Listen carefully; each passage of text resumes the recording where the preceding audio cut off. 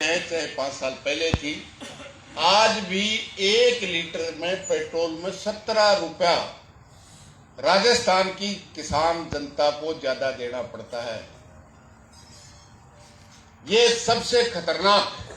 और क्योंकि डीजल सबसे ज्यादा आज की तारीख में देश में सबसे ज्यादा 29 राज्यों में खेती पर निर्भरता का आंकड़ा है, वो राजस्थान में सर्वाधिक।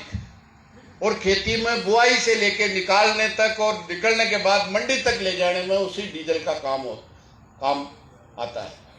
आज न बैलों से खेती होती है, न ऊंटों से खेती होती है। क्या बात है। और ये लड़ाई का मैं एक ही बात कहना चाहूंगा, तमाम योद्धा जो आए हैं इस किसान संयुक्त मोर्चे में, अपने अपने संगठन को और मजबूत करें।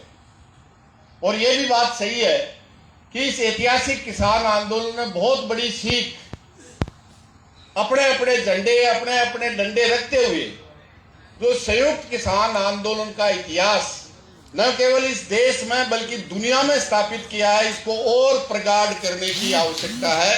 राजस्थान से लेकर के राजस्थान के 46,000 गांवों तक ले जाने की सबसे बड़ी आवश्यकता है। ये मांगे रख दी हो, लेकिन मांगे जब भी प्राप्त होगी जब इस देश का अन्नदाता अपनी मांगों के लिए अपने संगठन के रूप में और संयुक्त संघर्ष के रूप में लड़ेगा।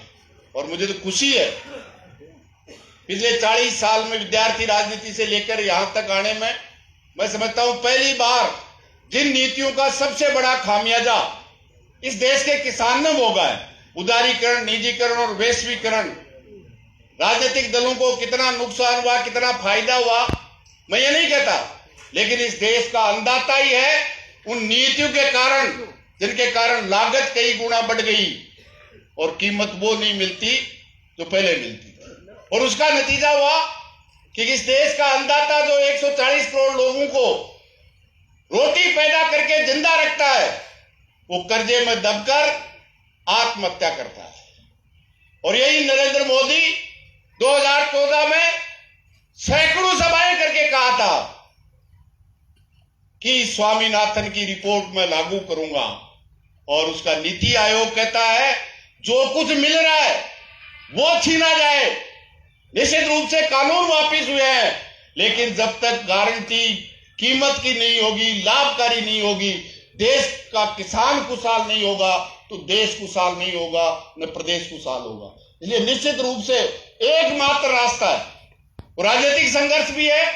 जो वायदे करके लिखित में समझौता करके पलटते हैं उनको सजा देने की जरूरत है।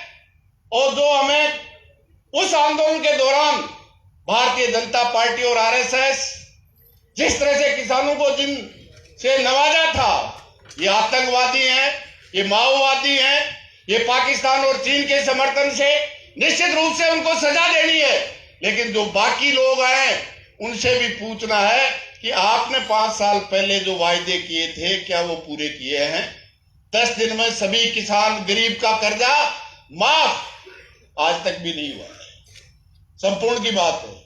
ये मेरा तो आपसे यही निवेदन है कि केवल और केवल संघर्ष बचा है। और इस संघर्ष में केवल किसान नहीं है, मुझे खुशी है कि पूरे देश का मजदूर जिन पे भी उसी तरह से हमला है, वो इस देश का मेहनत कश, चाहे वो किसान है, मजदूर है, और उनके बेटे पढ़ने वाले विद्यार्थी और नौजवान है, चाहे महिलाएं हैं, जो भी आह्वान 1 साल से ज्यादा जो आंदोलन चला, जो भी आह्वान किया, वो तमाम समाज के भिन्न भिन्न वर्गों ने, इवन व्यापारियों तक निश्चित रूप से उन्होंने बहुत बड़ा समर्थन और सहयोग दिया है। मैं समझता हूं यही सबसे बड़ा रास्ता है। हम एकजुट होकर संघर्ष के मैदान में उससे ही कहीं ज्यादा ताकत के साथ जाएंगे तो बेहतर भारत बनाने में, खुशहाल किसान मजदूर को बनाने में कामयाब होंगे। इसी आशा के साथ बहुत बहुत धन्यवाद। जय हिंद, जय भारत। किसान संयुक्त मोर्चा जिंदाबाद, किसान संयुक्त मोर्चा जिंदाबाद। धन्यवाद। जोरदार